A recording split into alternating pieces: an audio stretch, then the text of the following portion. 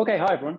Um, hi, yeah, I'm JP Stones. It's great to meet you all. Thanks a lot for having me. So this talk is called Storytelling for Photographers, and it should run for around 55 minutes or so. It kind of depends how much coffee or wine, depending on what time I'm doing this talk, I've had.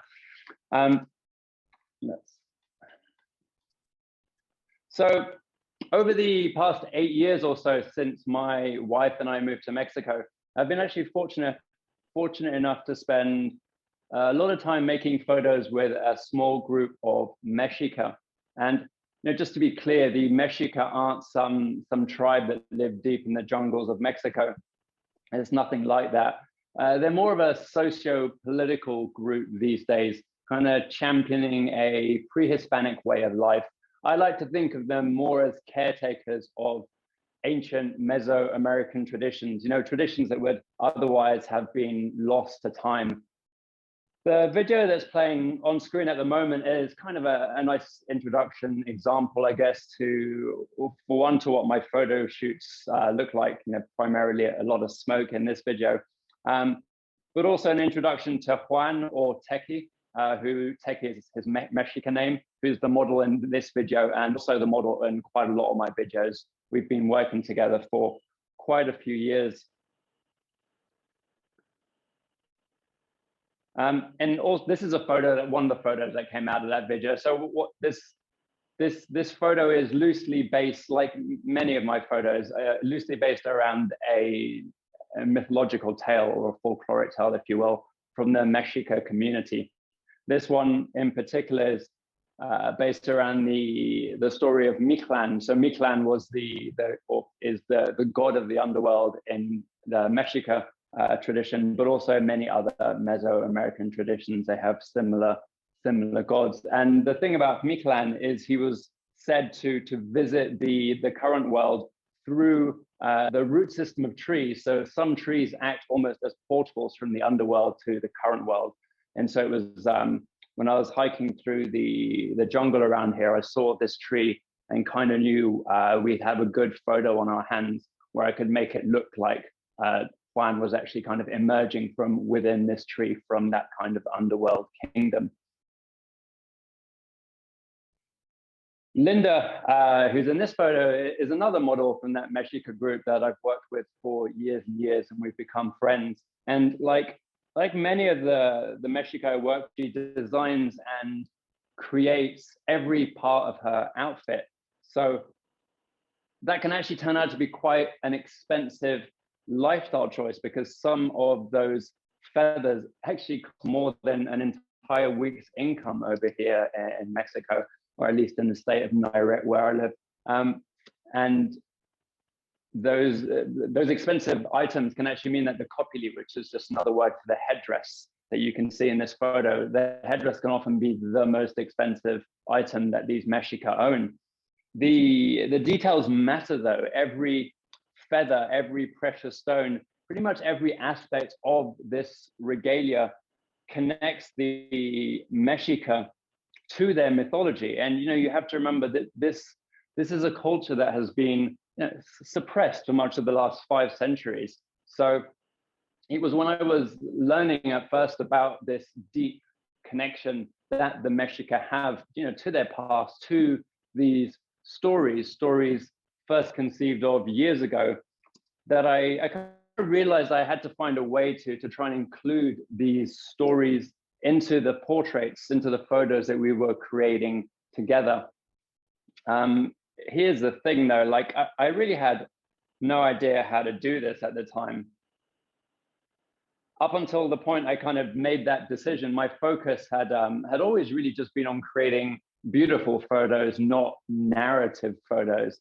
And so that's what this talk is about, really. It's about how this interest in storytelling has really changed my entire approach to making photos. And that was kind of planned, and I'll talk about that a little bit. What has surprised me was how much it's changed how people actually engage with those photos. And that's something I first noticed when I received this photo in my inbox a few years ago. At first glance, this is just another portrait of Linda, except for this version is actually tattooed on some stranger's arm. And this was a weird and wonderful moment for me. One weird because I was worried that Linda was going to kill me when she found out people were tattooing photos of her face on their bodies because of me. She turned out to be pretty okay with this, and wonderful because it actually turned out to be the first of many. Now, since that day, I've been sent, I think, more than a dozen now tattoo photos that are based specifically on Mexica portraits that I've made with Linda and with Juan and Miguel and other models like that.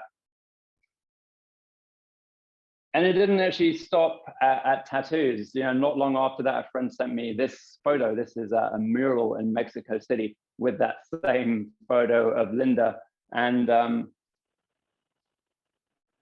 that kind of went on a bit as well. So now there's about a dozen or so of these murals that I know of dotted around the US and Mexico. All of that's pretty cool. I think what by a long way, what my favorite was when this biker gang very politely asked if they could use this photo as the insignia or whatever, the logo for their biker gang. I don't know what they call it. So if you guys are ever in New Mexico, there's a biker gang running around causing trouble with one of those photos on their backs. The thing is, though, it wasn't just the Mexica series that kind of started gauging these reaction.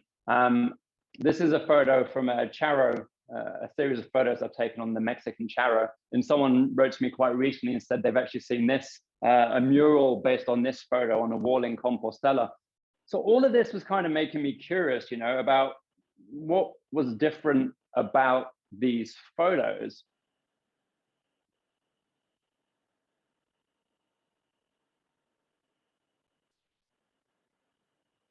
I really wanted to know why people were engaging with them. And I think the best way to kind of explain, to get the answer to that question, I guess, is to go back to that day, the day I first decided to try and blend Mexican mythology with photography. Because, you know, like I said, I really knew nothing about visual storytelling at one point. I still remember going to my laptop and typing in, can I tell a story? Can I tell a story with one photo?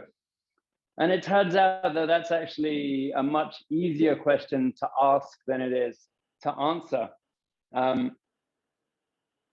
One thing I noticed pretty quickly was this storytelling trend, which kind of bothered me a bit. But I saw it absolutely everywhere.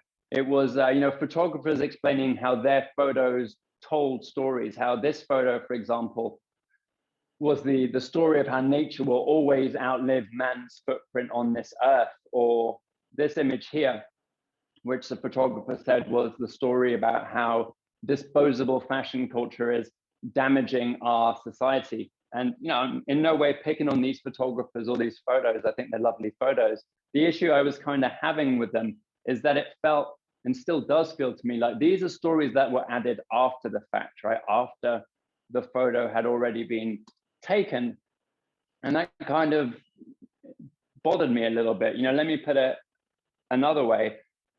It doesn't feel like it's possible to deduce the story from the photo. And the way I kind of saw this working, the way I felt like it had to work is, you know, I needed there to be some kind of overlap here, you know, because that's how you can tell a story with, you know, that story being able to be translated through the visual language in the image. And so I kind of realized then that I had to change my approach to photography a bit. You know, it had to be, I had to start thinking of photography as a means of communication. You know, I still wanted to create pretty images, of course, but I really needed those images to somehow transfer meaning to a viewer, to be able to try and kind of transfer the idea of a story. And following this train of thought led me to an interesting story where up until about 100 years ago or so, the average churchgoer in Europe was illiterate. Most people couldn't read the Bible. In fact, because at the time many sermons were actually still in Latin, most people couldn't really understand what was being said in church. And so to get around this problem, the church has had 2,000 years to kind of get very good at creating these visual representations of their key religious stories. And in the case of stained glass windows, you know, placing them all around the churches. And stained glass windows do such a remarkably good job at communicating these biblical messages that they're actually referred to as the poor man's Bible. And this intentional seeding of meaning within art is actually called iconography. It's not something I'll spend any time on really, but it was while reading about iconography that I realized that the way I was thinking about getting good at visual storytelling wasn't likely to work. You know, I thought that I just needed to become technically better as a photographer, to get better at painting with light, to get better at color grading, yeah, to get better at composition. That's kind of how I thought I'd become a visual storyteller.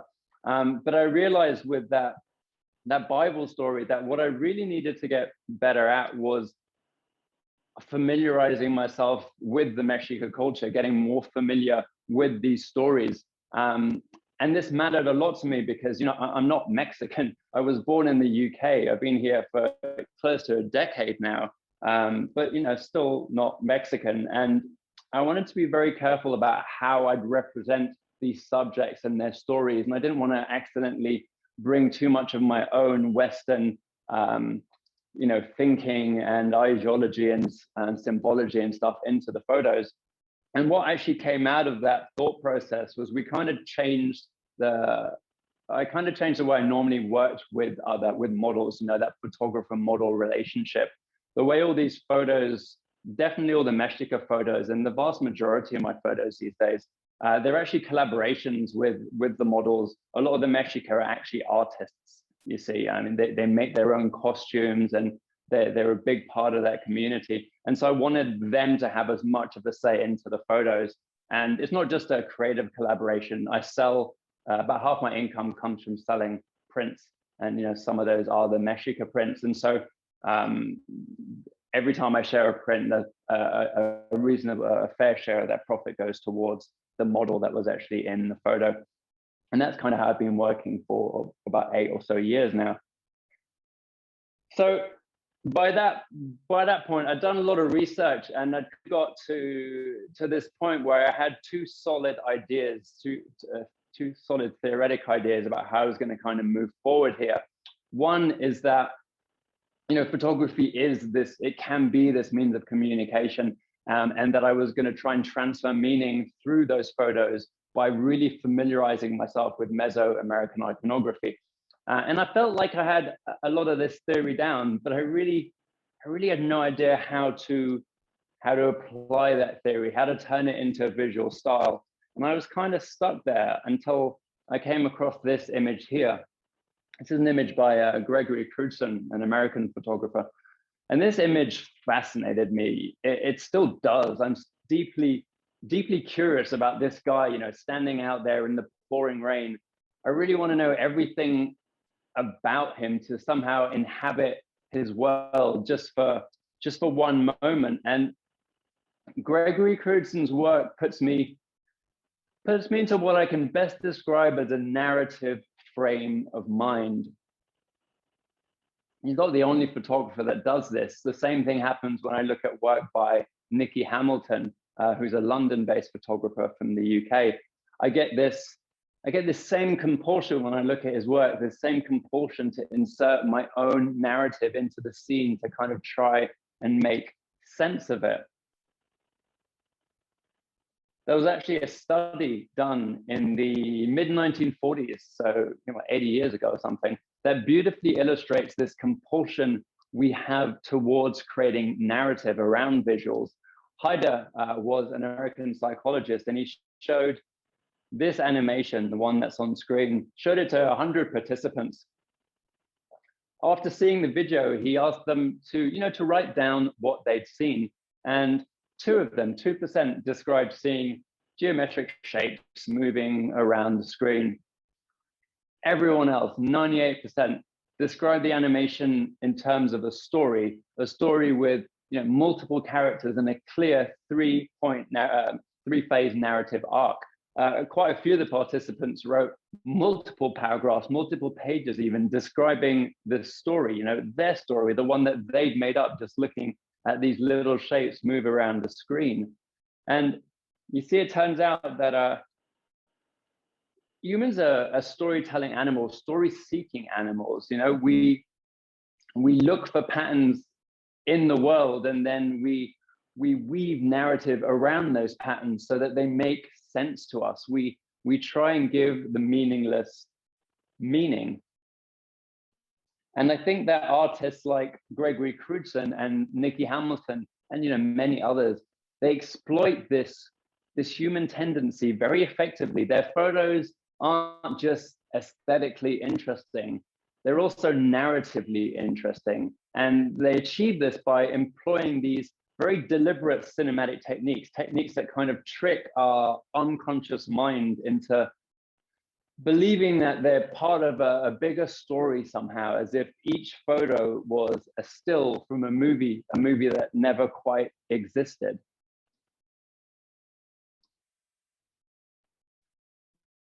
And so as I was looking at this list, I realized I'd have to change my current way of taking photos. And that way was basically just turning up and snapping away, basically. But looking at this list, I realized that wasn't going to work anymore. To apply these new ideas, I really needed to find a very different approach to taking photos. And it was while kind of meditating on that, I guess, that this sentence came into my mind: all good communication starts with an intention. It's funny how your unconscious works. This is actually something my university professor told me many years back, but it did just pop into my mind while I was trying to work out what this strategy could be. And it made sense because I wanted this new approach to photography to be more intentional, to be more considered, because that really seemed like the best way to tell visual stories. And so I kind of started a bit of an experiment, really. I headed over to Reddit. This is a good few years back. And what I decided to do was I just started posting pretty regularly, every week or so. And every photo I posted was created with a very specific intention in mind. And what I'd do is I'd publish it, and then I'd just throw myself at the mercy of the Reddit community. I'd ask them if the photo spoke to them, and if it did, how did it make them feel? What did it make them think of? And the idea of this exercise was pretty simple. It was just to become fluent enough in visual language, fluent enough that my intentions would kind of overlap into the visual language, and people would start understanding, I guess, what I was trying to communicate visually. And some of that might sound a little naive, because it was a little naive. I really just wanted people to understand what I was trying to say with these photos. And mostly I posted portraits, but I did try this intentional approach with landscapes as well, and found that it kind of works pretty well with landscapes. I remember standing at the foot of this waterfall. It's in Iceland. And me and my now wife had just been on a 5-6 week tour around Iceland, where we just rented a car and just drove around the country. And when you're from England, you don't understand what crazy weather is. And so we'd actually just driven into what we just thought was a bit of rain. And it turned out to be this insane storm which blew our car almost entirely off this mountainside. And so when we arrived at this waterfall here, I was feeling very, pretty nervous, but primarily kind of just humbled by, the frailty that I'd felt compared to the natural world, the power of the natural world there. And I decided that would be a nice idea to make that feeling, my intention. It's very much how I felt at the time. And so I guess it's what I hoped people who saw the photos would kind of feel as well, this idea that humanity is kind of very frail compared to the natural world. So this is the end result. But the real question, I guess, is, does it kind of convey that intention? And the way I was kind of doing this intentional approach at this point, and it's kind of similar to the way I do it now, really, I'd start I'd start with an intention, and sorry, I'm pressing all the wrong buttons here. I'd start with an intention and filter all my kind of creative decisions through that intention. So one of those might be, one of those might be which of my lenses is best going to express that intention. And there's a lot of nice photos I could have taken with various lenses. You can kind of see what they would have looked like here. The 200 mil photo would have been a fairly nice photo. It would have been of a couple standing in front of a kind of very blurry white backdrop.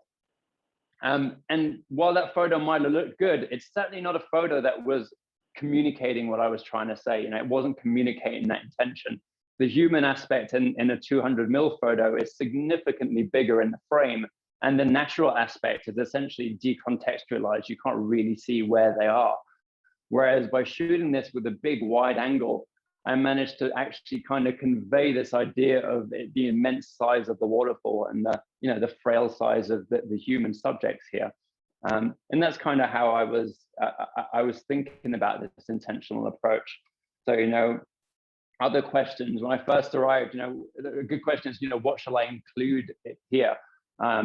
And I decided to hang around and wait, because when I first turned up, it was just full of people. It wasn't really going to kind of have the impact I wanted to. This, the same impact as this tiny little couple right at the foot of this giant waterfall. This is actually one of my rare black and white photos, because I really felt that what was important here was the contrast between the waterfall and the people. So by kind of polluting the information by having a lot of color information, felt a bit superfluous almost. And this is kind of what I like about this intentional approach to taking photos. It's, when you're when someone sees your photo, all they really have to go on is the photo. They weren't there when you took it. They're not going to read the caption on Instagram or in a gallery or wherever. All they have to go on is the visual language you've used. And I think that's what I love about intentional photography. It's this kind of opportunity to communicate with the viewer about why you felt so compelled to take a photo in the first place. You don't really need a story, but you can kind of communicate an idea. And that's one of the things that I'd never thought about as a photographer. I'd always just focused on making things pretty and never realized that there was other ways to shape my composition. Anyway, back to the portraits. So this photo here, this portrait here, is kind of what my portraits typically look like before I started thinking about narrative. And there's nothing wrong with this portrait. It's nicely lit, it's pretty well composed. If you overlay a rule of thirds grid on this, I'm pretty confident it's going to tie up with the eye in focus, because that's just kind of how I was always taught to take portraits. I've got a big softbox, I've kind of got Rubenesque lighting, and I've opened up the bokeh to maximum. All these are pretty standard portrait advice. Here's another photo, one I took about 2 minutes later. And it's exactly the same, different person, but the exact same setup. And that's really kind of the problem here. I got to this point where I was just giving most of my photos this kind of generic portrait treatment, because my only real focus was to make them pretty. And I kind of worked out how to do that. And so they were all kind of feeling a little bit samey. For me at the time, what I thought a portrait was just about making a beautiful likeness of the model I was photographing. But now I kind of think about it a little different. I feel that a portrait can do more than that. It can also offer, a window into the soul of your subject, into their interest, into their character. And so here's another photo. This is a more recent one. And in this image, I'm still very much trying to create a visually pleasing portrait here, but I'm also hoping to transfer some information to the viewer about what's going on here, about this character or this subject. And so to do that, I've also mixed in some of these other things we've talked about, some Mexica iconography. and some of these kind of cinematic techniques, primarily kind of more cinematic lighting technique here. But before I talk to that, let me explain a little bit about what's going on in this photo. So this image here is a representation of the Mexica New Sun ceremony. So the Mexica, and the Mexica, by the way, is just another word for Aztecs. It's just the Mexican word. Aztecs is very much a Western denomination. So the Mexica have two calendars. One is their kind of standard solar calendar, which is just like our one. And then the other one is a shorter 260-day ritual calendar. So these calendars are actually mostly out of sync, but then every 50 years, the calendars actually sync up. And on the day that they end on the same day, and then they start on the same day. And on this sacred day, the Mexica god of fire is said to physically bind the two calendars together. And so when I read this story, I realized that this physical binding of calendars was a good visual opportunity to kind of express something. So that's essentially what's going on here. We've got these two fire torches are kind of being dragged together at the top to kind of bind the two calendars together. And the reason I like that idea is because that motion with the kind of shutter drag or the long exposure actually kind of makes this kind of ring of fire or semicircle of fire, which kind of looks a bit like, you know, a rising sun or a new sun. And this is the new sun ceremony. So that is some of the kind of symbology and stuff that went into this image. I guess that's the narrative stuff that went into this image. But all these narrative elements, you know, they also have to work alongside the aesthetic elements, right? So that same ring of fire, which symbolizes a certain thing, it, you know, is also this very beautiful and very useful framing device where it kind of focuses your eye on the subject by kind of framing him. And, you know, there's other aesthetic elements here. I've used a very symmetrical image. There's kind of a mirror symmetry down the middle vertical here, because, you know, your photos, a narrative photo still has to kind of be a good looking photo. Otherwise, no one's going to be very interested in it. Now, you know, I understand that how much of this, you know, iconography you understand in this image is absolutely going to depend on your culture, on your ethnicity, and on a load of other variables. I don't actually think that's what makes a narrative photo, is understanding what's really being said. I don't think that's the most important thing. I really think that to get a viewer, to create a narrative photo, what you have to do is get a viewer into that narrative frame of mind, the one that I described when I saw, you know, Gregory Crewdson's photos. And for that, I just think that your viewer needs to believe they're kind of looking at a character in a story, not a model posing for a photo. And I really think that's just the big reframing here. The crucial reframing is when a viewer sees a character instead of a model, it kind of divorces your photo from reality and moves it into the realm of storytelling. And, you know, I guess that begs the question, how do you turn a model into a character? And it took me a while to kind of know really what an answer to this might be. Sometimes I'd take photos and they kind of felt very narrative, and other times it just felt like people posing for photos. And over time, over these years, I've kind of worked out that what I feel is the best or the most simple answer to that is just this idea of cohesiveness, this idea of being cohesive in your photography. And so what I mean by that is an image that isn't cohesive for me is an image that creates tension when you process it. I think our unconscious mind is expecting a certain thing, but instead it gets another. And I think that creates tension. So I actually created a couple of images to demonstrate this idea in a kind of more of a simplified way. So this image here is an image of my friend Dan, who used to be my assistant a couple of years ago. And the lighting in this image is technically correct. You know, this is the light setup for it. It's kind of standard textbook 3-point lighting, I guess. Some of you might notice that this image feels a little off. You know, do you see it? It almost feels like like Dan is actually standing in front of a Zoom backdrop or something. This photo just feels a little fake somehow. And the main reason for that is because the lighting on Dan isn't cohesive with the lighting on the rest of the scene. You know, in two primary ways. One is the amount of lights, and the other is the color temperature here. So, you know, your brain looks at this and just sees this kind of, you know, dawn or sunset scene. And based off that, it realizes that, you know, that subject is just lit wrong. There's 3 lights on him, there should only really be 1. And the main issue is kind of the color temperature. You know, the sun sets at like 3000 Kelvin or something. And I've lit Dan here with these speed lights at like daylight white, which is like 5000 Kelvin, which is a much colder temperature. And your brain just notices that, you know. It's not hard to fix though. To fix it, all I did was just add a couple of CTO gels. Oops, where'd that go? There you go.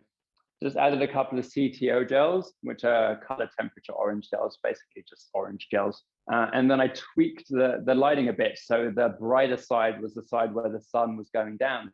So this is still a very staged, artificially lit shot, but it's one that feels less fake, less surreal, because the lighting is more cohesive. And I think this idea of cohesiveness is kind of the bones to creating narrative photos, is to make sure that everything is cohesive. Now, I've just talked about lighting, and you know, there's more to good composition than lighting.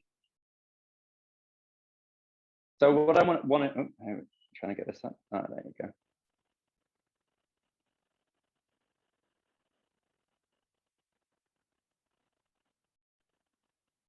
Yeah, so lighting is only really a small part of a composition. The way I do things now is, you know, I filter every creative decision through the intention. And I wanted to show you this video for a couple of reasons. One, you're going to see a lot of photos taken where there's just these amazing looking models with amazing headdresses or hats or whatever it is.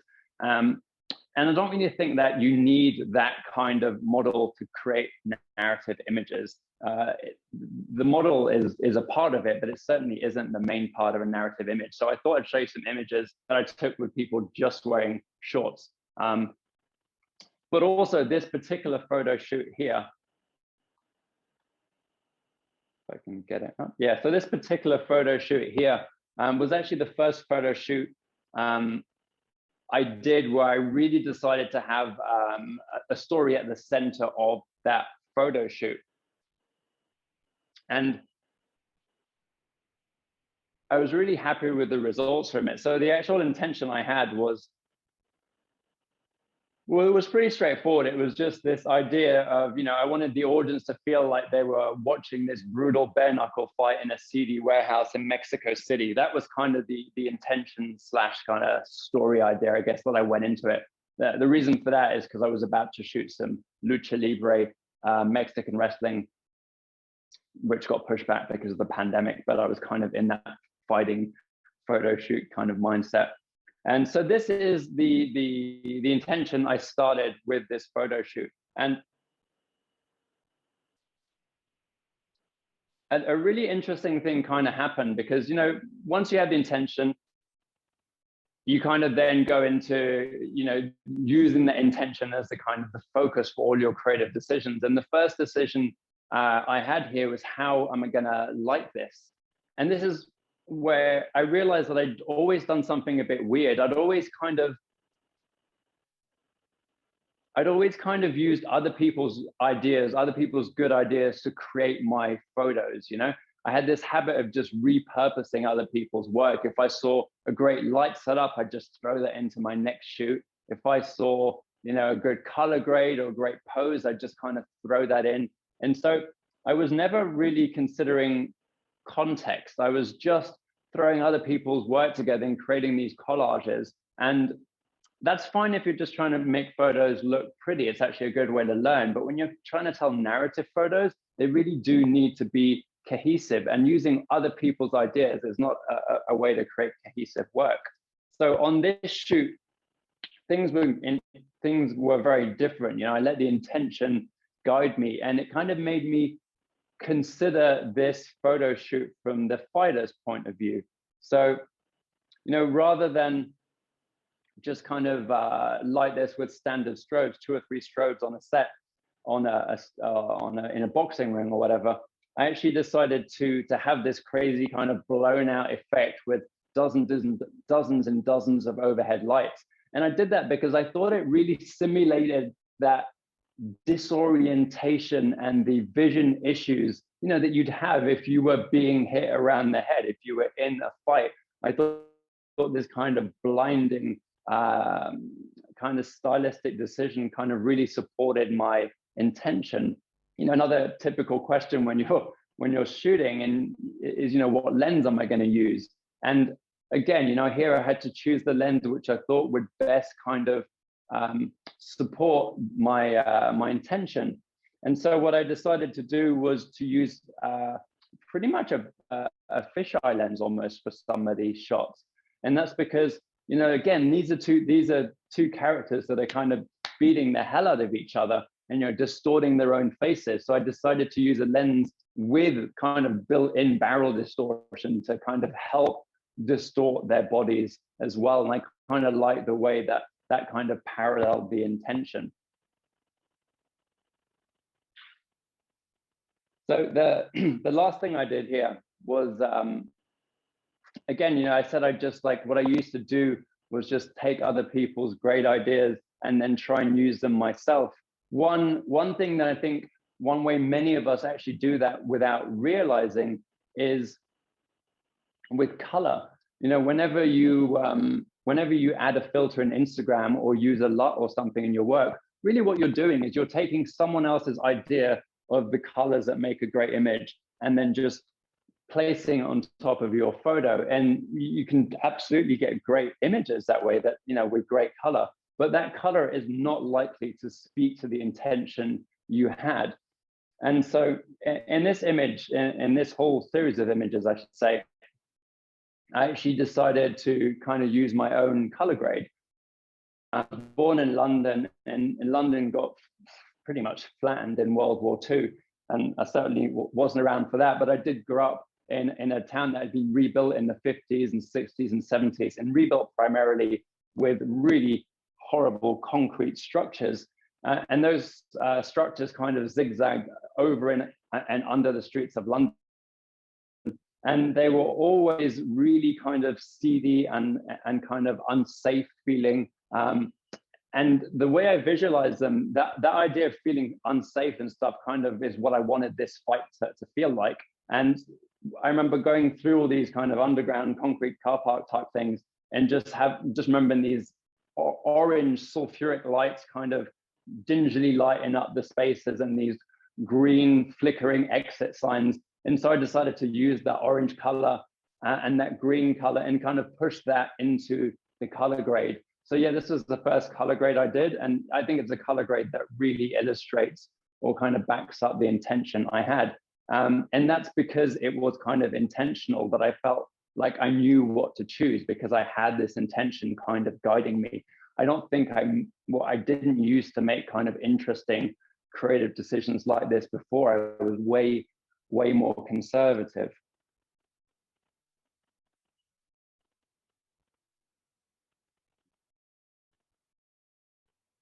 And this way of taking photos, this way of starting with an intention, is kind of how all my photo shoots get created these days. You know, I start with that intention or that story or whatever, something I'm excited about, and then I make sure I filter every single creative decision through that intention. For one, you know, it does create those images that feel more cohesive. But the reason I think that's important is because that cohesiveness plays a big part in getting someone into that narrative state of mind, the state of mind where they actually feel, you know, they're actually going to look at your image rather than just appreciate the aesthetics. They're going to be curious about the story behind it, if there is a story, or the intention or whatever.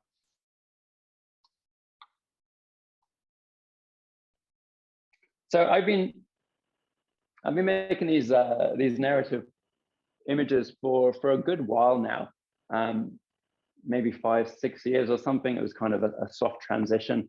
And when I first started, they were pretty simple. You know, it was just me, a model, and a speed light. Sometimes I just kind of hold the speed light.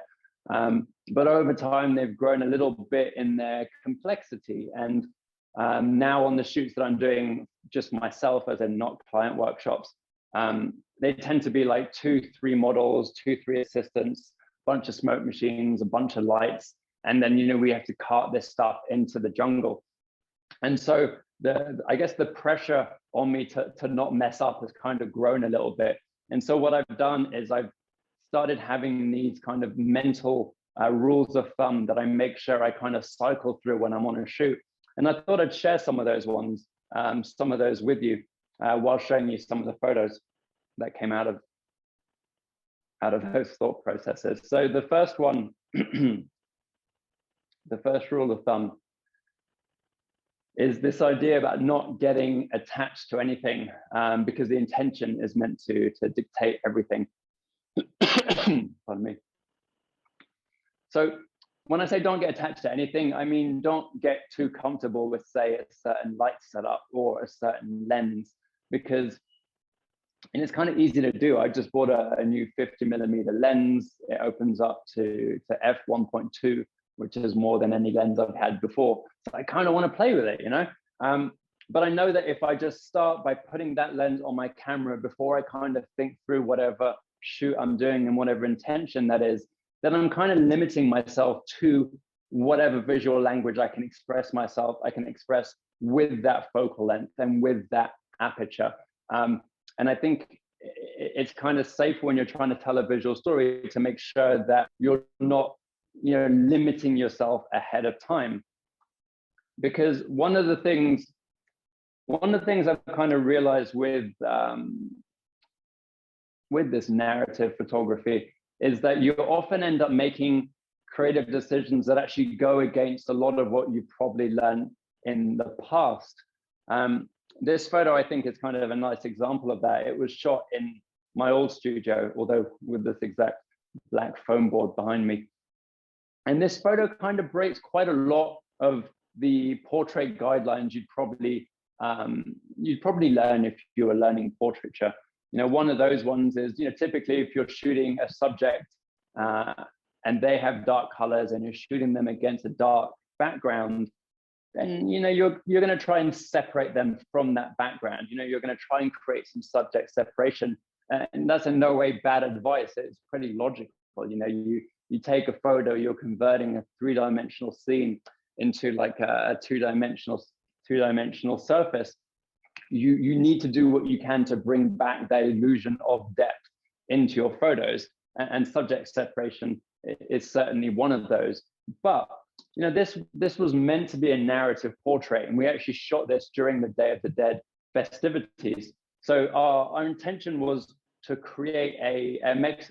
We decided, me, the client, and Juan, to kind of go with the Day of the Dead festivities and kind of create this kind of Mexica supervillain of the undead type character. It was just something a little bit funny, really.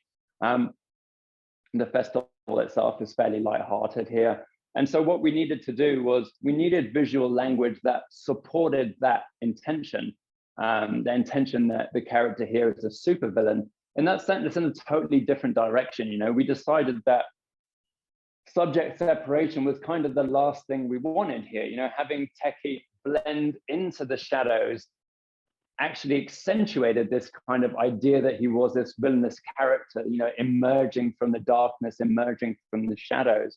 So it kind of made sense to play with that rather than to change the backdrop or something to something brighter so he'd stand out more. You know, there's other parts of this image that are equally kind of against typical convention. There's some fairly obvious foreshortening in the arms, you know, as the arms are kind of pointing towards the camera. Again, when you're trying to kind of create or bring back the illusion of depth, the last thing you want to do is kind of foreshorten parts of the body typically. But here, you know, it kind of helps with the idea that this kind of aggressive pose where his wrists suddenly become as big as his face, you know, this is kind of this aggressive power pose. It's great if you're trying to create a character who is the supervillain.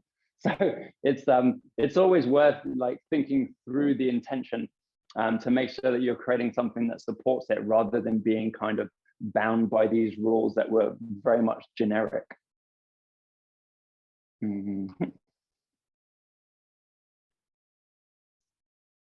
Another idea that photographers cling to, myself included, is this idea of a correctly exposed photo.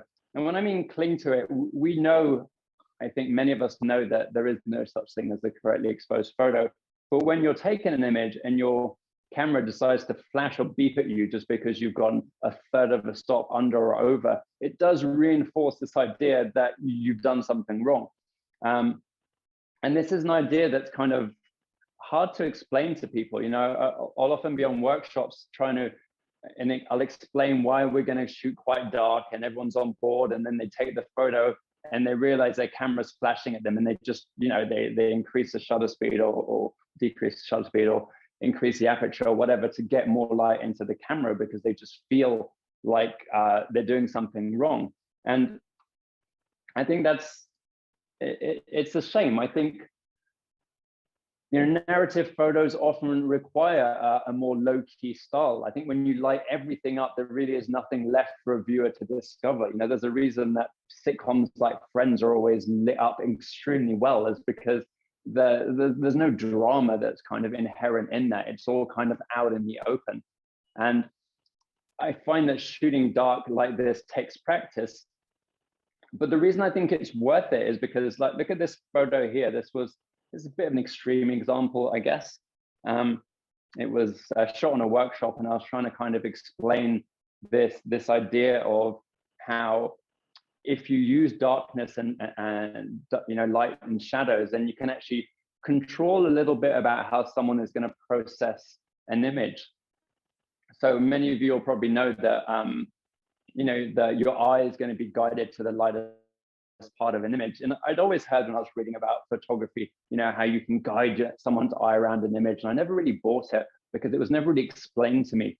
But one way that it can work is this idea of, if you have a bright part and a dark part, then your eye will go first to that light part, and then your eye does what's called saccades, and it kind of, or saccades, and it kind of moves around an image. It'll then try and piece that image together, moving around, looking for high contrast areas, looking for light areas. And the way that your image, the way that your brain processes your image is actually going to have an impact on how you think about that. If you see the female character first, you'll think about her in a different way than if you'd seen the male character first, for example. And the way I just wanted to create this image was to make sure that you would see that female character first before realizing that she's framed by this curtain and in fact by another character who's kind of looking at her. And that just changes your perception of the image. And, you know, this doesn't have to be an underexposed image, even though something like 10% of it is actually pure black. That kind of adds to the drama of it.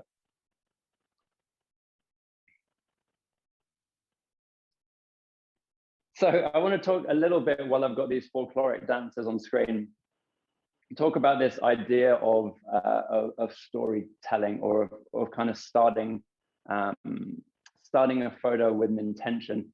Because the first time I ever really did a big photo shoot with an intention at the center of it was that boxing photo shoot. But I knew all the models, I knew everyone involved in that crew, so it was fun. There was no real stress. It was very different on this one. This was the second time I'd done that. And these two models here, they're friends of mine now, but I'd never actually met them before. I'd just kind of been lucky enough to be connected to them. And they're part of the Mexico Folkloric Ballet Company. So they spend a lot of their time just traveling around Mexico, but also traveling around the world, performing, you know, doing daytime TV stuff and photo shoots and things. So they're kind of used to being in front of the camera.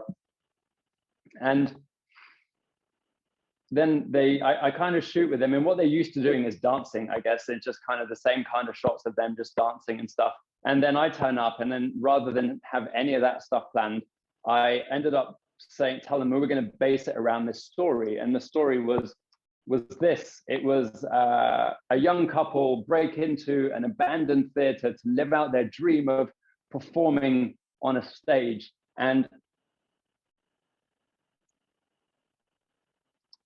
I so I know that this sounds very much like the plot for a terrible sequel to the 80s film Flashdance or something. And I remember being equally incredibly self-conscious when I read this out. Before I read it out to these guys, it had actually been in my head. And in my head, it sounded perfectly fine because I could picture the kind of photos that we might get out of it. But I remember reading it to these guys, seeing their faces and just being like, oh, is this a terrible idea? But you know, I don't think it is, because it was that ridiculous story idea that gave me these kind of different looking photos. You know, I mean, I love this photo. I love the framing of it with the light beam and the part of the door. I love the fact that it feels like there's something happening in this photo. Whereas I know for sure that if I hadn't had this story, I would have just taken this photo. And there's nothing wrong with this photo. It's just, this is the same models. It's just that this was taken on a stage.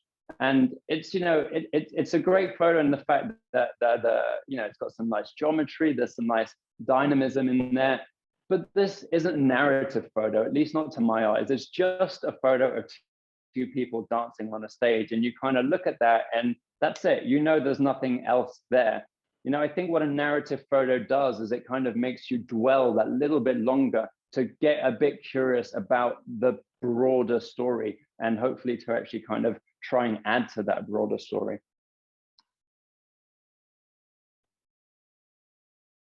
It's just another photo from that session.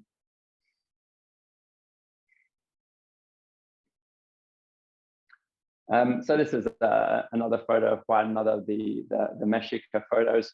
And the reason I thought I'd show you this one is because one of the big things that makes a narrative photo is, or a photo that feels cinematic, I guess, is atmosphere. Atmosphere is you know, fog, smoke, haze, rain, fire, that kind of thing. Anything that kind of hangs in the air, basically, and that light reflects light. And I've become a little bit addicted to smoke machines since I've been trying to kind of create that narrative look. And you know, I've had a bunch of smoke machines. I've had about 6 so far. Those were the first 2 I got. This is one I still use. It's pretty good to, you know, to light up big indoor areas. But I shoot in the jungle so often that I actually needed like a non-mains powered one, really. Something that I could just plug into a gas canister. You can plug like a little bit of gas canister in it, and then you can take it anywhere in the jungle, which is fantastic. And one thing I learned very quickly with smoke was how great it is if you're, you know, if you're a budget photographer with pretty big ideas. And the reason it's great for that is because it's really good at hiding things. It's really good at kind of obfuscating an average set so it looks more impressive. And I think these 2 photos here kind of show a little bit of that. The photo on the left is, I guess, is the final photo. And you know, it kind of feels dramatic. It looks like someone's emerging from this stage. And there's you know, stage lights behind them and all this smoke coming out and stuff. And it's kind of very dramatic and very theatrical. But the photo on the right kind of shows you where we were. There's you know, there's no theater anywhere near where I live. I live in the middle of the jungle in Mexico. So all we had was like this big curtain, basically. So everything else we kind of had to make ourselves. And the smoke just does a great job of hiding all the things and just kind of hinting that there's actually something more to it. It's really kind of useful when you don't have the money to get a good set. This photo here is kind of a similar type of situation. This was shot on a workshop I did a good few years ago. And normally on my workshops, what I do is I go out the day before and pick all the locations I'm going to shoot at with the workshop, and then make sure that the jungle is all kind of nice. Do a little bit of jungle gardening sometimes so the sets look good. And we did that for this session. My assistant actually went out that time. And unfortunately, there was a very out of season rainstorm that came in. And when we turned up on the set the next day to one of the locations, this palm tree had been hit by lightning and just completely flattened the scene we were going to shoot. So behind, this is actually shot in the middle of the jungle. And behind Juan was the what was going to be a beautiful kind of scene with all these young palm trees, kind of looking very lush and jungle-like, but was actually totally unusable. So we still managed to create a photo here, but we just smoked out the entire background. So not the photo I wanted, but I mean, it's pretty good if you can save a photo shoot by still creating something pretty good, even though you literally have none of the background you were hoping you'd have. So I do, in case you hadn't noticed, I do have a very strong temptation to just use smoke quite heavily in my photos. And you know, one big thing to keep in mind that I've realized when working with atmospheric effects with smoke is it kind of needs to make sense. You know, remember how I said that cohesiveness is a big part of narrative photos? It's easy to forget that when you have a smoke machine and just kind of put that stuff everywhere because it looks great. But I think the smoke, you know, needs to have a reason to be in the photo, or you kind of start losing your focus a bit, and your photos get a little ridiculous. So this is an image of folkloric dancers again, and I've kind of used the smoke to kind of capture these light beams here. And there's actually quite a lot of smoke in this photo, but because that smoke is kind of being used to kind of create some structure to the image, some kind of linear structure to it, it doesn't kind of feel ridiculous. And the smoke could actually exist in this kind of location. It's kind of like a Mexican cantina. But sometimes I absolutely go totally over the top. And this is an example where I went kind of bonkers with the smoke. The idea here is me and the models kind of did a boys will be boys moment and decided we wanted to shoot this huge battle scene, but you know, we only had 2 models. So it's kind of hard to shoot a battle scene. And as I was kind of out on location, I was getting more and more frustrated, more and more desperate, and ended up rather than using the smoke to kind of add some kind of background, kind of, you know, haze, or kind of what might look like kind of a bit of fog in the distance, I actually just went crazy and filled the whole scene with it. Otherwise, it just looked like I had 2 people hitting each other with sticks in the photo. Definitely didn't look like a battle scene. But because of that, this image kind of looks, in one sense, it looks kind of good, but it also looks kind of ridiculous. There's just, it has no real internal logic. And I think that's important to restrain your use of smoke a little bit when you can. Smoke can actually be used to do more than just hide elements in a scene. It can actually be used to increase the production value of your photos. So this is actually an example of how smoke is really good at increasing that production value. So here in this photo, that image on screen is kind of pretty much a final image in some senses. You know, the lights, the pose, the location, they're all pretty much as I want them. The only thing that's missing here is the atmosphere. But I think when I add the atmosphere, which I can do there, it does a huge amount to the photo, right? It doesn't, that flat image before with that messy background, all of a sudden feels like the background is way, way further away. It's simplified, it's decontrasted, it's desaturated. And therefore we kind of get this much stronger presence from the subject, from Linda, much more impressive than here, where that background kind of interferes with how you process the image.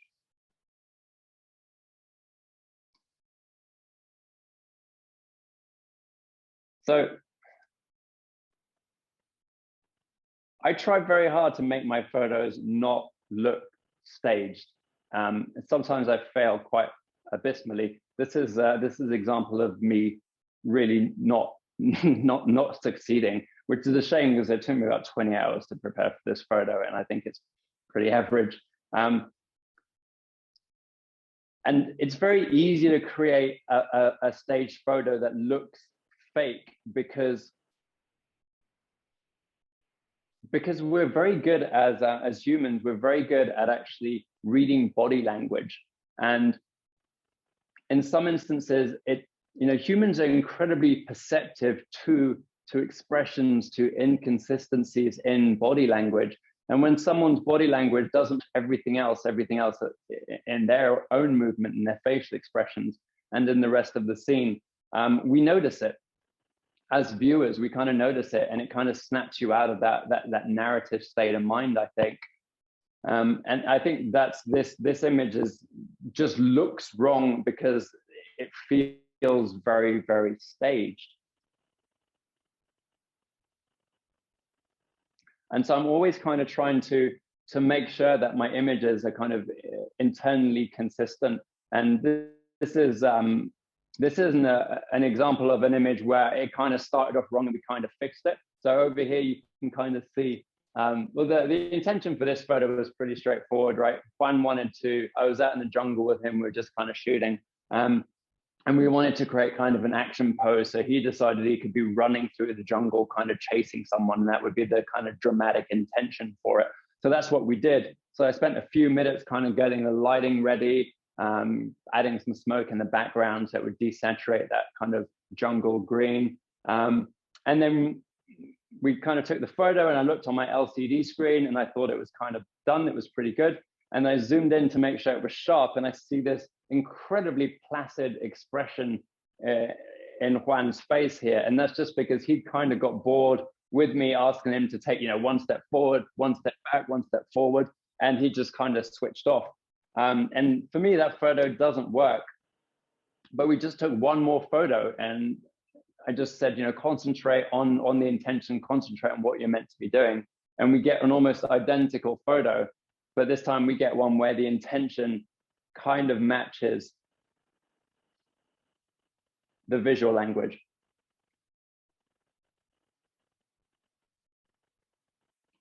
So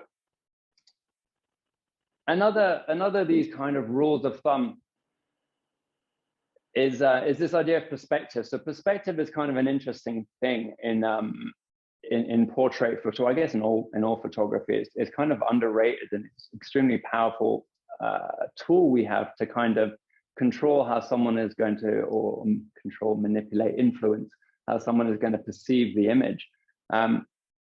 This is an image I took a few years ago, and I remember kind of liking it at the time. And it's only when I got home that I realized I'd made a pretty fundamental error here.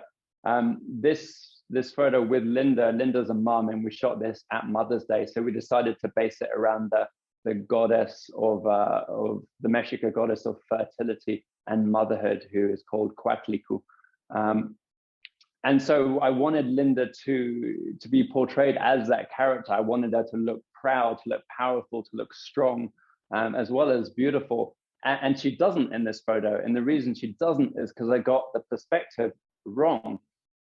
Perspective is used in films a lot to show, the balance of power between characters. It's a psychological technique. If you look up at someone, you feel below them in the social hierarchy. When you look down at that person, the power dynamic changes in your favor. And that's what I've done wrong here. I've kind of looked down at Linda while trying to make her look powerful, and it doesn't work. So the photo is okay, but it's not a great photo. Luckily I had the opportunity to shoot with Linda again a couple of months later. And I remembered to shoot the exact same photo, but this time with a lower perspective. And I think the difference between these two photos is pretty much night and day, even though the only real difference is that I actually ducked like a foot to take the photo. Everything else is pretty much the same. One I love, one I really don't like to look at because it just makes me frustrated. It's really easy to make these mistakes because, and I think this is truly a mistake, but if you're listening to a portrait photography tutorial or something, they might say something like, oh, you never want to shoot below someone's eye level because then you'll look up at their nostrils and it's not flattering. And that might be true, but I think it shows that sometimes when you're trying to do a very specific thing, you have to break those kind of rules to create the image that you want to. Okay, last rule of thumb.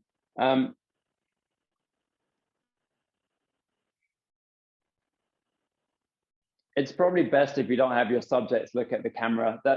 It's kind of the thing about narrative photography is a landlocked nation reverses its gentle manners, behaves like a dragon. someone want to go on mute? Some unusual and distressing events will soon appear. Someone's watching TV now, must have bored them.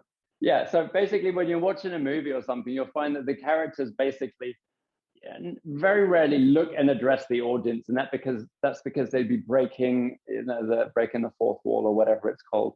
And a movie can kind of handle that level of meta narrative. A movie spreads itself across several thousand frames, but when you're trying to keep that illusion of story alive in a photo, I really don't think, you have to keep things simple. And I think one of the best ways to avoid accidentally breaking the illusion of story and creating a photo which isn't narrative, but is just like, a picture of a model posing, is when the character looks directly at the camera. So for the most part, I just don't really do that anymore. I very rarely have my subjects look at the camera. This is a very staged photo of Linda here. It's lit with two lights. There's a fan to make sure that the smoke doesn't actually go into Linda's face and kind of ruin the photo. But at no point did I ask Linda to look up and smile at the camera. That triangular shape that we've created with her is kind of meant to keep your eye kind of looking, around the scene a little bit. But if she looked up at the camera, it would have broken the illusion that she's in the middle of this ceremony, that you're kind of intruding on this kind of private moment. It would have just become a photo shoot. And this is a really old photo that I took of Techie. Must be going on 8 years or something. And I'm not a huge fan of this photo anymore. I think the lighting's pretty poor, for example. But even then, I kind of realized that the pose had to be a pose that didn't connect to the camera, but a pose that kind of implied there was a story going on, that the model was actually doing something. Here it looks like he's kind of looking up or hunting or something. I think he said he wanted to be hunting birds, if I remember correctly. It's a ceremonial spear in his hand, so that kind of makes some sense. Okay, so time to wrap things up a little. I think maybe it's sometimes it sounds a little easy for me to talk about storytelling because I get to work with these Mexica dancers, these lasso wielding charros, and not everyone gets to do that. Clearly, subject matter plays a huge part in these images. But equally, I've taken cultural portraits for decades now, and this one here is from Cambodia. It's about 15 years old. But I never had people tattooing this photo on their backs or painting this on the side of buildings before. So I think there's something else that's changed, and I think that really is that approach to photography. Rather than run around the world trying to take as many photos of as many people and as many places, I kind of do the opposite. I work with the same models a lot. I work with the same themes a lot. I find it's just easier to create these interesting and these believable moments when you know the people you're photographing, when you know their culture, when you know their history. I think it's genuinely hard to say anything meaningful about a stranger. And this storytelling obsession, it began years ago with this kind of naive desire to try and share Mexica mythological stories through individual photos. And I don't actually think that's possible, really. I don't think you can tell a traditional story in a photo, a story with a beginning, a middle, and an end. No matter how well I compose a photo, I'll never fully communicate the complexity behind a creation myth.